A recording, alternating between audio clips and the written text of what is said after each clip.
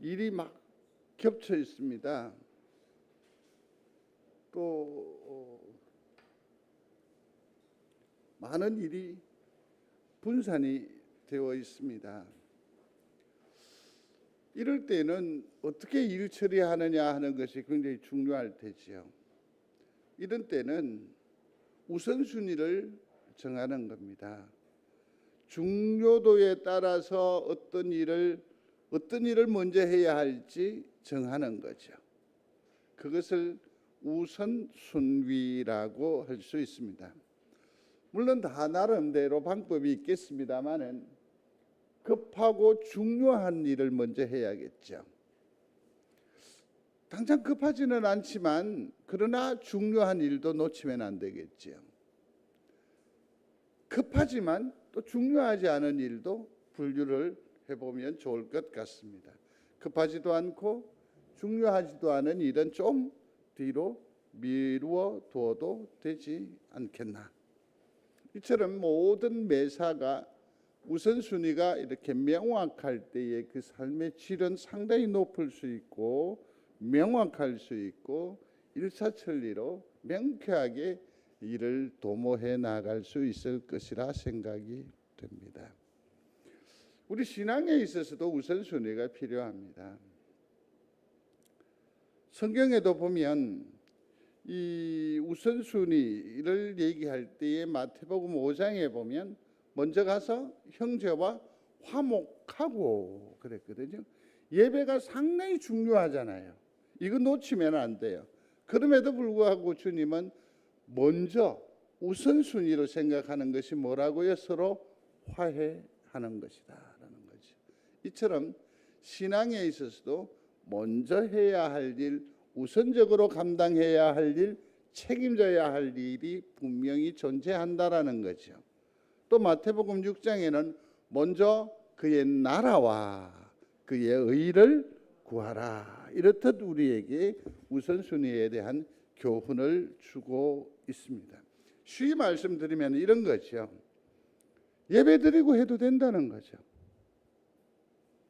사실 우리는 예배가 가장 우선순위가 되어야 하는데, 죄송한 얘기입니다만 이 예배는 차차차 순으로 밀려난 지 오래된 것 같습니다.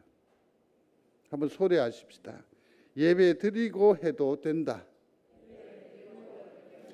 기도하고 시작해도 돼요. 기도하고 해도 된다니까. 죄송합니다, 성도 여러분. 저를 다 한번 보시고, 여러분들은 만난 음식 앞에 매 식사 기도를 하시는 줄로 압니다. 하시면 아멘. 얼마나 하십니까? 제가 알고, 저는 목사입니다. 날 때부터 이 태생적으로 신앙이 늘어났습니다. 저는 저 식사 기도를 대략 계산해 보니까 한 2초? 성도가 옆에 있으면 한 3초? 누가 있으면 말이에요. 왜냐하면 늘 기도잖아. 주님 아시잖아. 아멘. 끝. 그럼에도 불구하고 기도하고 시작해도 돼요. 늦지 않아요. 늦지 않아요. 화해하고 난 뒤에 역사를 해도 충분하다라는 얘기죠. 신앙에 있어서도 우선순위가 있다라는 것을 꼭 기억하시기를 바랍니다. 이게 참 중요해요.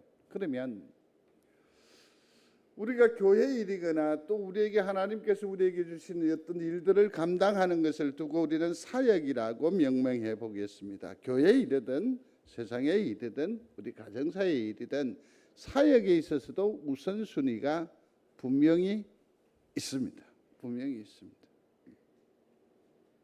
그제 뭔가 준비를 해준다라고 잔뜩 기대를 하게 하더니 나중에 아차 그러더라고요. 그래서 뭔가 하고 시선을 그쪽으로 두었더니 밥이 없대. 다 있는데 뭐가 없어? 밥이 없어. 그래가 손녀가 먹다 남은 이유식을 데워서 주더라고. 아주 맛있게 먹었습니다. 이 아이가 이렇게 맛있는 것을 혼자서 먹었다고? 순서가 있다라는 거죠. 순서가 있죠. 사역에 있어서도 마찬가지입니다. 정말 중요합니다. 왜냐하면 할 일은 많고 시간은 짧기 때문에 그렇습니다. 성도 여러분, 사랑하기에 턱없이 모자라는 세월입니다. 사랑하기에 턱없이 모자라는 시간이란 말이에요. 지금 더욱 사랑하시기를 바랍니다. 지금 노래해야지. 지금 보듬어 줘야 돼요. 지금 예수 그리스도를 증거해야 돼요. 시간이 없어요. 시간이 없어요. 이처럼 매사 일에 또 혹은 신앙적인 일에 또 혹은 사역에 있어서도 반드시 일의 순서가 있습니다. 그것이 바로 우선순위라고 할 수 있을 것입니다. 사탄은 우리를 대할 때에 대체적으로 한 두 가지의 전략을 가지고 우리에게 접근해 온다라는 것 아니겠습니까? 아주 교묘하게 접근을 해 옵니다. 성도 여러분, 생각해 보십시오. 세상에 많은 단체들이 있습니다. 동아리들이 있습니다. 그런데 교회만큼 많은 도전을 받은 단체는 아마 없지 않을까요? 아주 쉽게 얘기를 해요. 쉽게. 어떤 분이 여행을 하는데 옆에 한 사람, 낯선 사람입니다. 이제 먼 장도에 있으니까 말을 섞습니다. 맨 마지막 끝자락에 어디에서 이렇게 모여서 먼 길을 가십니까? 라고 묻더래요. 그래서 예, 저희들은 교회에서 이렇게 모여 간다라고. 그 친절함이 그 시간불로 딱 끝나면서 어떻게 해요? 고개를 샥 돌리고서는 말 한마디 더 건네지 않더래요. 교회는 늘 경계의 대상이 되고 핍박의 대상이 된 지 오래 되었다라는 것 아닙니까? 참 슬픈 얘기일 것입니다. 그러나 다른 한편으로 생각해 보십시오. 그럼에도 불구하고 교회만큼 비판이나 공격에도 불구하고 끈질기게 생명력을 유지하는 단체는 없습니다. 교회만이 유일하게 이깁니다. 교회만이 이깁니다. 교회가 시험을 많이 받습니다. 도전을 많이 받습니다. 우리 자체 결함 때문이라고도 할 수 있습니다. 그러나 다른 한편으로는 이 시련과 이 환난의 배후에는 사단이 역사하고 있기 때문이기도 하다라는 겁니다. 그래서 이 사단이 역사해요. 역사하지. 그러나 종국에는 교회가 이기게 되는 줄로 믿습니다. 마태복음 16장에 보면 내가 이 반석 위에 교회를 세우리니 엄부의 권세가 이기지 못하리라. 사단은 두 가지의 전략을 가지고 옵니다. 하나는 외부적인 박해입니다. 박해이죠. 외부적. 교회가 좀 힘을 좀 가지면 어떨 것 같아요? 교회가 영향력이 있으면 얼마나 좋을 것 같아요. 그죠? 예전에는 마찬가지이고요. 모든 일을 주도적으로 감당했던 시절이 있었습니다. 놀랍게도 그 시절에 나타나는 현상이 있습니다. 그건 뭘까요? 교회가 부패했습니다. 교회가 썩어버렸다고요. 이게 주세예요. 성도 여러분, 송정제일교회가 부자 되기를 원하십니까? 금방 썩습니다. 송정제일교회 잔고가 넘치면 좋겠죠? 아니요. 거기에는 다툼이 일어나요. 결국 교회는 최소한의 것으로 나누며 사는 하나님의 생명체예요. 이를 믿는 여러분들이 되시기를 바랍니다. 우리 교회는 왜 이럴까? 아니요. 최정상의 교회가 송정제일교회인 줄로 믿습니다. 때문에 기도하고, 때문에 참고, 때문에 견디고, 그렇게 그러면서도 하나님의 역사는 이루어가는 것이거든요. 그런데 이 교회가 개혁하게 됩니다. 그리스도의 교회. 오늘날 이 교회가 되고 난 뒤에는 핍박을 받게 됩니다. 예루살렘 성에서 다 쫓겨나게 됩니다. 로마시가 불탈 때에 성도들도 함께 불태움을 당했다라는 것 아니겠습니까? 얼마나 많은 시련과 큰 환난 가운데에 놓여지게 된지 모릅니다. 근데 성도 여러분 아시기를 바랍니다. 이 지상의 교회는 어쩌면 그 조직과 또 그 관리를 어떻게 잘하느냐에 따라서 이 교회가 어느 정도 규모를 유지하느냐라고 해도 과언이 아닐 것입니다만은, 그러나 진짜 교회는 그 속에 조직이거나 관리이거나 건물이거나 재산이거나 프로그램이 아니라 그 속에는 생명이 있어야 돼요. 생명이 누구입니까? 예수 그리스도가 있어야 돼요. 그 속에는 뭐가 있어야 돼? 사랑이 있어야 돼요. 이것 때문에 사는 거예요. 이것 때문에 버티는 거고, 이것 때문에 나중에는 이기게 되는 줄로 믿습니다.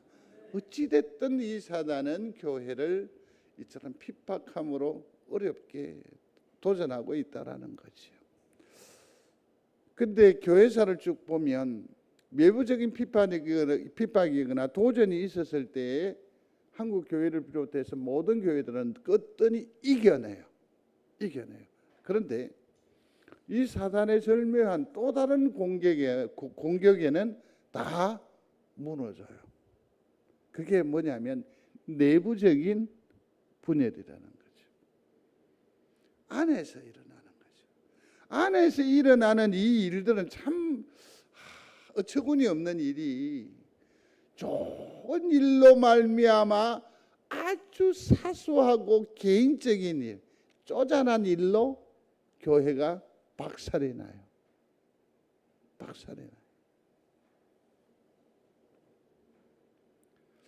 참 안타깝기 그지없습니다. 교회 가는 재미가 없어요. 기쁨이 없어요. 먹는 식사 자리에도 마찬가지예요. 이걸 했으면 좋겠는데, 이것을 먼저 해야 되는데. 그래서 오늘날 주방에는 간을 맞추는 주체가 따로 있어요. 누군지 아세요? 하나님께서 간을 보세요. 그러니까 하나님 입맛에 맞춘 주방이야. 그러니까 짜다, 쉬다, 맵다 하지 마세요. 누구의 입맛이라고? 하나님의 입맛이라니까. 왜 그 소소한 것 가지고 싸우고 다투고? 네? 한국 교회의 최고의 권세가 어디에 집중되어 있는지 아십니까? 부엌에 집중되어 있습니다. 놀랍습니다. 거기에 사모가 개입이 되면 교회적 파장이 엄청나게 크죠. 사소한 거예요. 사소한 거. 좀 이렇게 하고 또 다음으로 해도 되잖아요. 아주 작은 일이죠. 이 일로 사단은 교회를 뒤흔들어 버린다라는 것 아닙니까? 그 괴계에 속지 마십시오. 오늘 이제 본문으로 다시 돌아와 보면 사도행전 초대교회에 문제가 발생하기 시작합니다. 1절입니다. 다 같이 읽겠습니다. 6장 1절입니다. 시작. 그때에 제자가 더 많아졌는데 헬라와 유대인들이 자기의 과부들이 매일의 구제에 빠짐으로 히브리파 사람들을 원망하니. 아멘. 여기 보니까 헬라파는 뭐며 히브리파는 뭔지. 자, 교회에는 다양한 사람들이 모였습니다. 근데 여기에서는 소위 말해서 이런 거죠. 핍박을 받습니다. 사도 외에는 다 흩어졌다라고 했습니다. 흩어졌다고 했습니다. 모두가 다 흩어졌습니다. 그러나 이 핍박이 다소 소강 상태에 이르게 되니까 이분들이 다시 고향으로 돌아오게 되죠. 돌아왔습니다. 흩어졌던 사람들이 돌아왔습니다. 이 사람을 헬라파라고 합니다. 소리합니다. 헬라파라고 합니다. 그 다음에 여기 흩어졌지만 도망갈 수 없고 피난할 수 없었던 아주 연약한 사람들이 이 본토를 지킵니다. 옛날에 포로로 끌려갔던 사람이 있고 끌려가지 못한 사람들이 있었잖아요. 포로로 끌려갈 때. 성도 여러분 한번 생각해 보십시오. 포로로 끌어갈 때 어떤 사람을 끌어가겠습니까? 좀 젊은 사람, 좀 이빨이 누렇고 좀 튼튼한 사람. 왜냐하면 죄송합니다. 용서하십시오. 그 할매 데리고 가면 뭐 하겠나? 음식만 축낸다 안 하겠나? 그죠? 이분은 오랜 세월을 사셨으니까 지혜가 출중하니까 내가 포로로 모셔가리이다. 그럴 사람 없다는 거죠. 그죠? 비실비실하면 돼요, 안 돼요? 좀 쌩쌩한 것들을 데리고 갔단 말이에요. 남아있는 사람들은 그야말로 지지리궁상들이었어. 그러니까 여기서 전쟁에서 이긴 사람들을 보상한다고 로마 군인들을 여기다 상주를 시켜버리니까 자연스럽게 뭐가 돼? 피가 섞이게 되죠. 그 사람들의 집단을 뭐라고 합니까? 사마리아 사람들이에요. 포로로 끌려갔던 제법 봇대가 있는 사람들이 포로에서 돌아와서는 이 사람들의 그 어떤 정절을 문제 삼아서 이 동네로 가지도 않고 상종도 하지도 않았어요. 그랬던 기억이 있는데 이번에는 상황이 역전돼 버렸어요. 뭐냐면 예루살렘에 핍박이 있었을 때 떠나지 않고 교회를 지키고 있었던 사람이 있었는데 그 사람들이 바로 히브리파라는 겁니다. 초대교회의 아름다운 것 중에 하나는 뭐냐면 네 것 내 것이 없었다고요. 소리합니다. 유무상통. 네 것 내 것이 없었다라는 거죠. 함께 나누었습니다. 함께 공유했습니다. 함께 나누었습니다. 그렇게 해서 이 필요를 위해서 지난 시간에 살폈습니다. 아나니아와 삽비라 같이 바나바와 같이 자기의 재산 일부를 팔아서 교회 공동체에 기부함으로 말미암아 이것을 가지고 같이 나눠 먹는데 여기에서 헬라파 사람들 과부들이 음식을 배정을 받는데 다소 서운한 감정이 생긴 거예요. 그죠? 그렇게 해서 원망하니라고 했습니다. 그래서 여기서부터 이제 문제가 발생하기 시작합니다. 아주 사소한 문제. 좀 더 이해를 구하고 좀 더 그 형편을 잘 살폈으면 조정을 했으면 얼마든지 공평하게 함께 더불어 아름다운 식탁의 교제가 될 수 있을 것 같은데 그냥 여기에서 그러한 일들을 다 생략하고 내 속에 있는 불평, 불만을 원망으로 토로해버리는 거죠. 푹 말해버리는 거죠. 푹 말해버리죠. 근데 훅 말하는 이게 좋은 건가? 나쁜 건가? 근데 더 얄미운 거는 뭐냐면 훅 말해놓고 지는 상처 안 받는다. 나는 뒤가 깨끗하다고. 그러면 말 훅 해버려 그냥. 이게 문제가 발생이 된 거예요. 문제가 발생. 사도행전은 딱 세 가지로 설명을 할 수 있습니다. 그게 뭐냐면 마가의 다락방에 모였습니다. 그리고서는 뭘 기다리라고 했죠? 성령을 기다리라고 했었어요. 그리고서는 성령께서 임하시고 난 뒤에 너희는 뭐라고 말씀을 전파하라고 했잖아요. 증인이 되라라고 했는데 이들은 어떻게 해요? 모여서 전하지 않았어요. 그러니 하나님께서 어떻게 하시던가요? 이들을 흩어버리셨잖아요. 흩어버리셨어요. 다시 말해서 고난이 선교를 시작하게 해요. 한번 읽어보십시다. 고난이 선교의 문을 연다. 이게 사도행전의 역사입니다. 두 번째는 뭐냐면 기도가 선교의 문을 연다. 읽어보겠습니다. 기도가 선교의 문을 연다. 그렇죠. 기도가. 또 하나 결정적인 것이 있습니다. 그건 뭐냐면 화해입니다. 화해. 베드로가 예루살렘 교회와 그렇게 친하지 않았습니다. 야고보와도 그렇게 애살 있게 그런 관계가 아니었습니다. 그러나 사도 바울은 어떻습니까? 베드로와의 관계도 화해합니다. 야고보와도 화해합니다. 예루살렘 교회와도 화해합니다. 화해할 때에 그게 선한 역사가 일어남으로 말씀이 전파되어지는 거죠. 지금 여기에서 필요한 것은 무엇입니까? 화해입니다. 화해.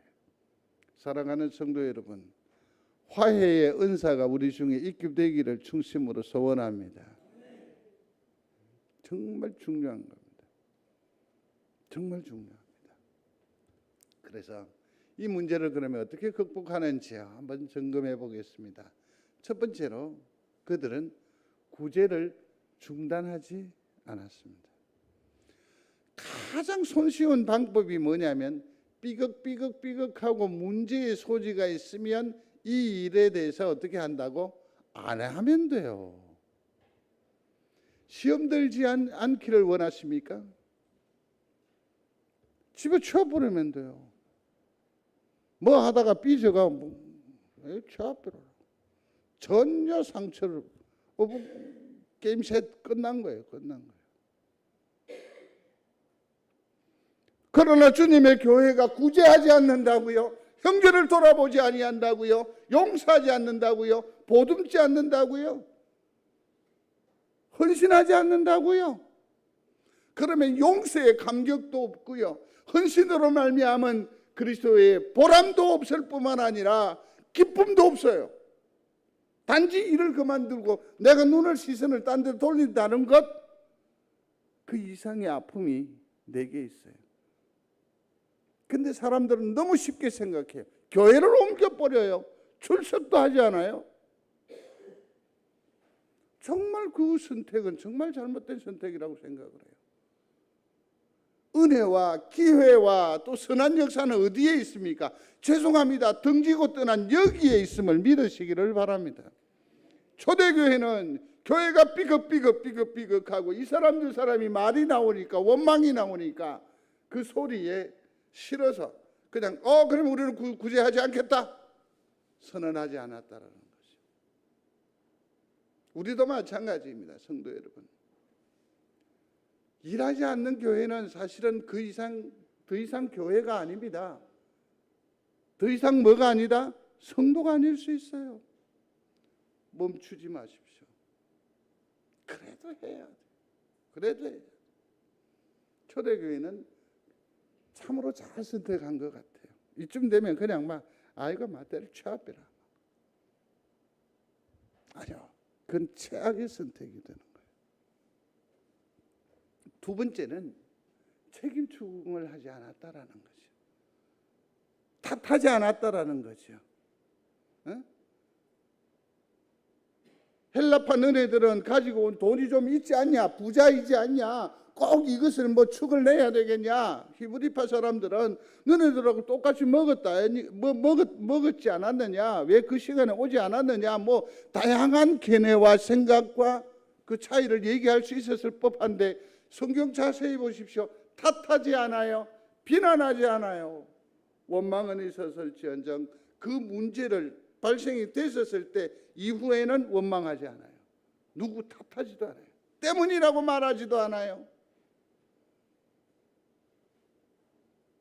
뱀 때문이라고 말하지 않습니다. 내 아내 때문이라고 말하지 않습니다. 가장 바람직한 태도는 무엇입니까? 내 탓입니다. 내 탓입니다. 한번 소리해 보십시오. 내 탓입니다. 내 탓입니다. 이를 어찌할꼬 내 탓입니다. 내 탓입니다. 이러한 자세와 이러한 태도가 정말 그 공동체를 건강하게 할 뿐만 아니라 견고하게 하고 하나님의 영광을 도모하게 되는 거죠. 내 탓이라, 내 탓이라. 초대교회는 문제가 발생했었을 때 이처럼 누구를 탓하지 않았습니다. 책임 추궁하지 않았습니다. 내 탓이다. 그렇습니다, 성도 여러분. 우리가 하나님 앞에서 내가 모든 책임을 지고 자기의 삶을 회개할 때에 또 다른 기쁨, 또 다른 역사, 또 다른 시작을 경험하게 돼요. 한번 소리합니다. 내 탓입니다. 예, 내 탓입니다. 또 세 번째로는 보면 적극적인 문제를 해결해요. 문제가 일어났는데 골치 아프다, 뭐 이런저런 시시비비가 있어요. 아이고 내 몰라라 하지 않았다라는 겁니다. 그러면서 2절을 보면 같이 읽어보겠습니다. 같이 합니다. 여기 보니까 모든 제자를 불러 모았다라고 했습니다. 그죠? 불러 모았어요. 이 문제를 어떻게 합니까? 공개적으로 일을 처리하는 거죠. 교회는 이러한 모습들이 정말 중요합니다. 어떤 일을 설명을 하는데 보면 모임에 참여하지를 않아요. 그러면서 아마 누가 들으면 된다고, 나 누구한테 들으면 된다라고 그렇게 얘기를 해요. 근데 이상하게 꼭 펑크가 나요. 펑크가 나요. 성도 여러분, 모이는 일에 진심인 여러분들이 되시길 바랍니다. 교회 일 처리할 때 공개적으로 해야 돼요. 뒤에서 쉬쉬 하지 마십시오. 쉬쉬 하지 마십시오. 한참 얘기하고 있길래 제가 갔더니 갑자기 얘기를 딱 그치더라고요. 이건 10중 8구 누구 얘기한 거야? 아니요. 굳이 저 얘기를 했겠어요? 왜냐하면 제가 그분들, 그 집사님들 모둠에 그렇게 화두가 될 만한 인물이 아니라. 그런데 생각은 엄청나게 오는 거죠. 분명히 날 했을 기라고. 그러지 마십시오. 공동체 이렇게 같이 있어서 쭉 지나 헤어질 쯤에 정집사 이제 글러와 이래버리면 이 모임에서 정집사와 나와의 관계는 어떨는지 모르겠지만 다는 어떻게 돼요? 나머지는 소외감을 느끼게 돼요. 성도 여러분, 뭐 하라고요? 공개적으로 하십시오. 공개적으로. 그 다음에 초대교회가 참 문제를 해결하는 데 있어 참 전문가적인 생각을 했다라는 것은 뭐냐면 성령과 지혜가 충만하고 칭찬 듣는 사람에게 이 문제를 어떻게 해요? 맡겼다라는 거죠. 전문가에게 맡겼다라는 거죠. 목사의 직임이, 담임 목사의 직임이 참 오지랖이다라는 생각이 많이 들거든요. 그게 온갖 데 다 간섭을 다 해야 되는 것 같아요. 제가 짠지 신지 전혀 모르는 사람이고 금융관계에 대해서 제가 뭘 알겠어요. 그죠? 제가 사업의 어떤 그 진척이나 그 전망을 제가 어떻게 하겠어요. 그죠? 근데 옛날 목회자들은 다 했다며. 뭐 목사님은 보니까 뭐 가서 깃발만 꽂으니까 거기 그 땅을 얻게 되고 그게 나중에 개발하게 되고 뭐 이런 얘기를 하던데 저는 땅 보는 재주는 전혀 없거든요. 돈 버는 재주 전혀 없거든요. 이런 일들을 누가 하는 거예요? 맞아요? 전문가적 그룹에게 맡겨야죠. 7 집사를 세워서 이 문제를 해결하도록 위임하는 거죠. 위임하는 거죠. 정말 과학적이라고 생각을 해요. 정말 전문가적인 선택이라고 저는 생각을 해요.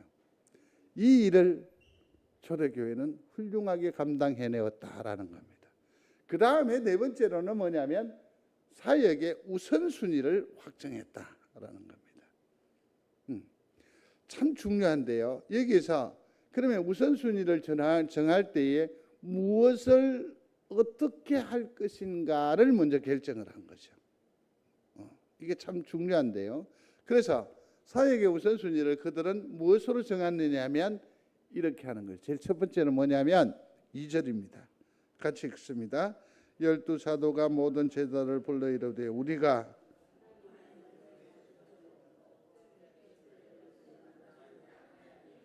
그렇죠?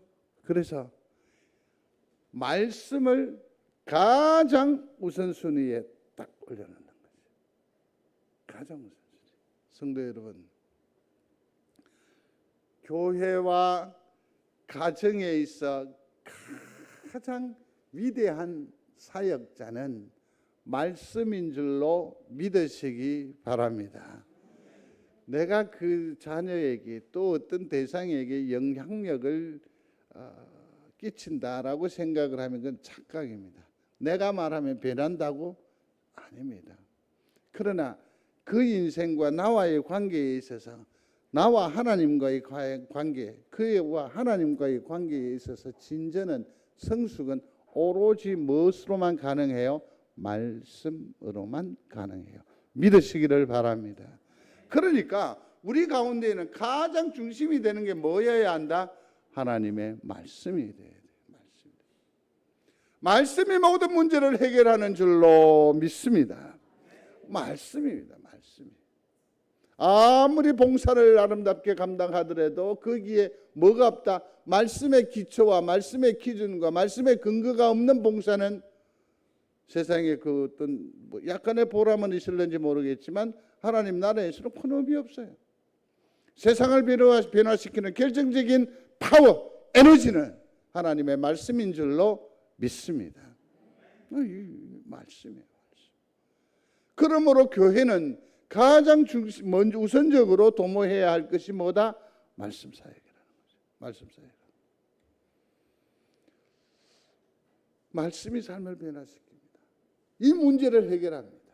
믿는 여러분들이 되시기를 바랍니다. 그래서 문제 앞에 있을 때에 무엇을 가지고 판단하느냐 결정하느냐 말씀을 탁 갖다 놓고 결정을 하면 돼요. 4절입니다. 한번 읽어보겠습니다. 4절 같이요. 4절 시작. 우리는 오로지 기도하는 일과 말씀 사역에 힘쓰리라. 자, 여기서 우선순위 두 번째로 우선순위 첫 번째가 뭡니까? 말씀. 두 번째는 뭐죠? 기도였어요. 기도의 중요성. 기도죠.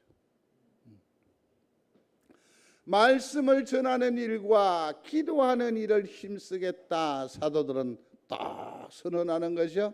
제 가장 우선순위로 이것을 딱 두는 거죠. 성도 여러분, 기도는 왜 하십니까?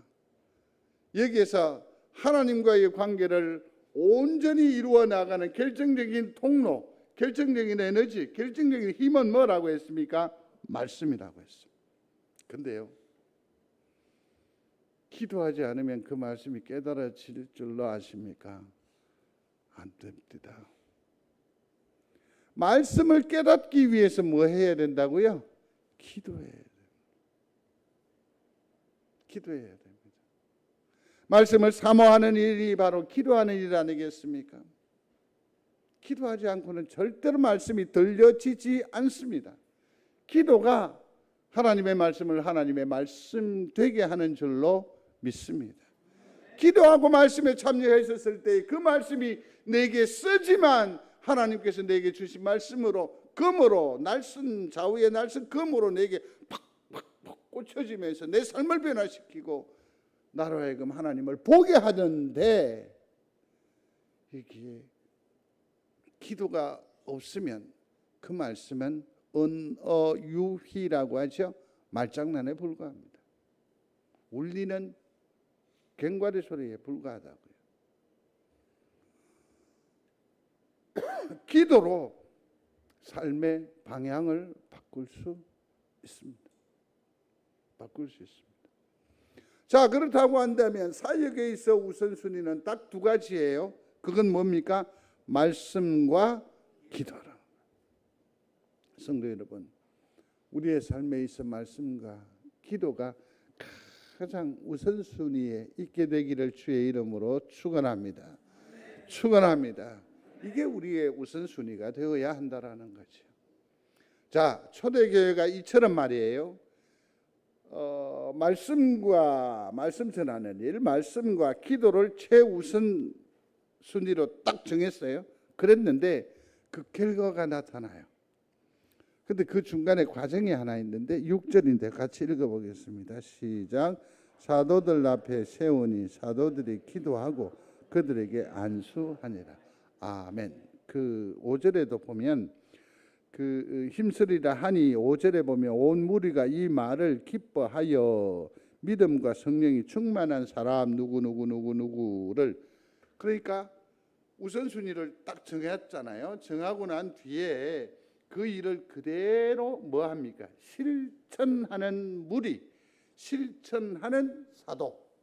그러니까 성도와 사도니까 교회라고 하겠습니다.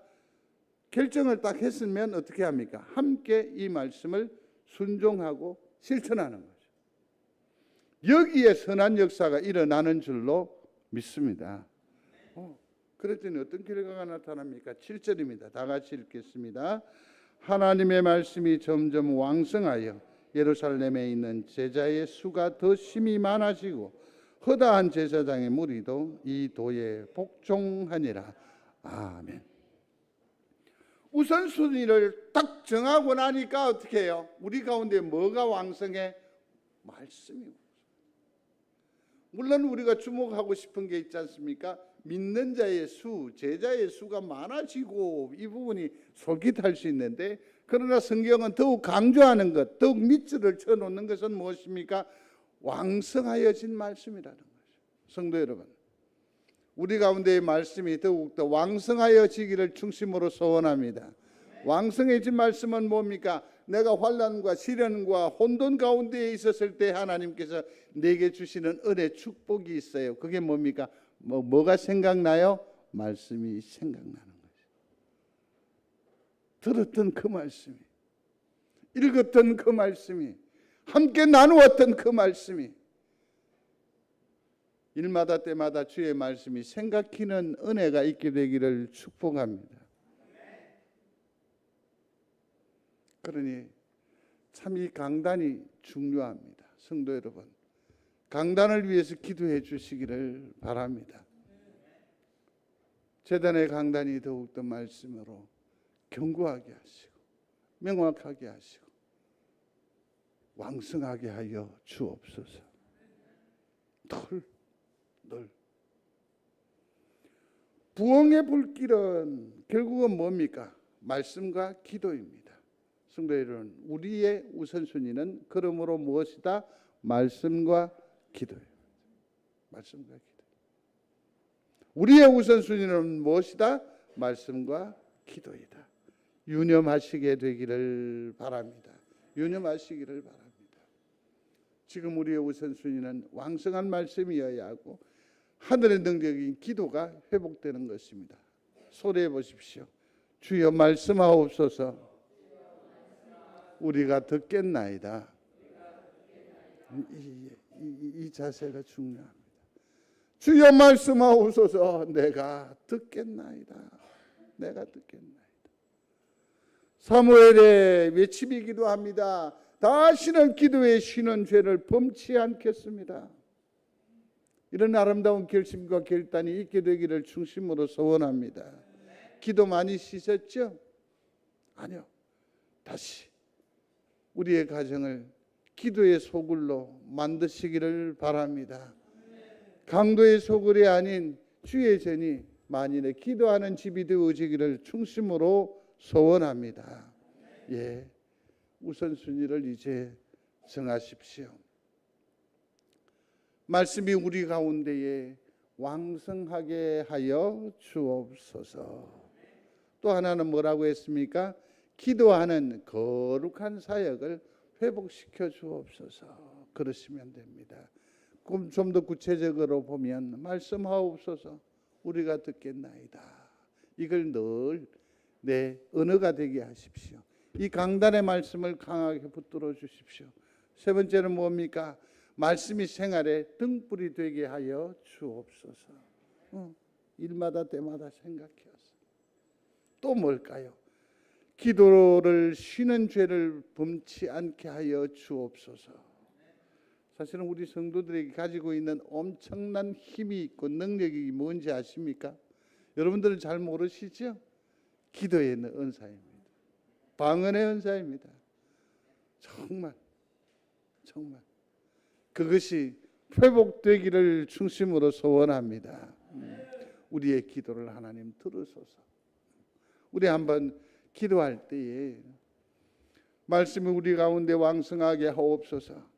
기도하는 거룩한 사역을 회복시켜 주옵소서 하시되 좀 더 구체적으로 말씀하옵소서. 내가 듣겠나이다. 이 마음을 변치 않게 하여 주십시오.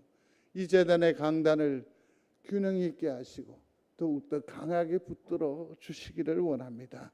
말씀이 우리 삶에 있어 등불이 되기를 원합니다. 일마다 때마다 주의 말씀이 생각히게 하여 주옵소서. 다시는 기도의 신원제를 범치 않게 하여 주옵소서.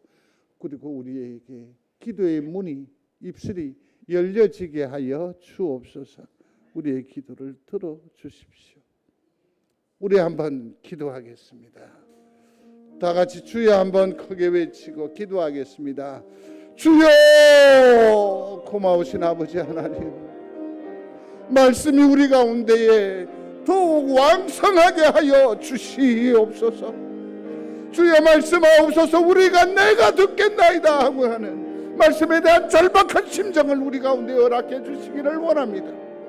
강단을 통하여 선포되어지는 그 말씀을 사사로이 대하지 아니하고 사사로이 듣지 아니하게 하여 주시기를 원합니다. 내게 주시는 하나님의 말씀입니다. 또한 이를 전하는 자 심령을 다하게 하시고 마음을 다하게 하시고 잘 준비된 것으로 나아가 꿀을 먹이며 저들의 영혼을 책임지는 강단이 되어질 수 있도록 축복하시기를 간절히 바라옵고 원합니다. 일마다 때마다 주의 말씀이 우리 가운데에 생각힘으로 말미암아 주의 말씀으로 이기는 자, 주의 말씀으로 승리하게 하시고 주의 말씀으로 주의 영광에 이르는 복된 믿음의 사람들이 되게 하시기를 간절히 바라옵고 원합니다. 기도가 우리에게서 멀어진 것 용서하여 주옵소서. 다시금 기도가 회복되게 하여 주옵소서. 우리의 입술이 열려지게 하옵소서. 기도의 영성을 회복시켜 주시옵소서. 그러므로 하나님의 신령한 은혜가 날마다 누려 사는 우리 모두가 되게 하옵소서. 아멘. 하나님, 우리의 우선순위는 말씀과 기도입니다. 다시금 이 일에 집중하게 하여 주옵소서. 말씀이 내 귀에 달게 들려지게 하시고 기도의 문이 열려지게 하여 주옵소서. 예수님 이름으로 기도드리옵나이다. 아멘.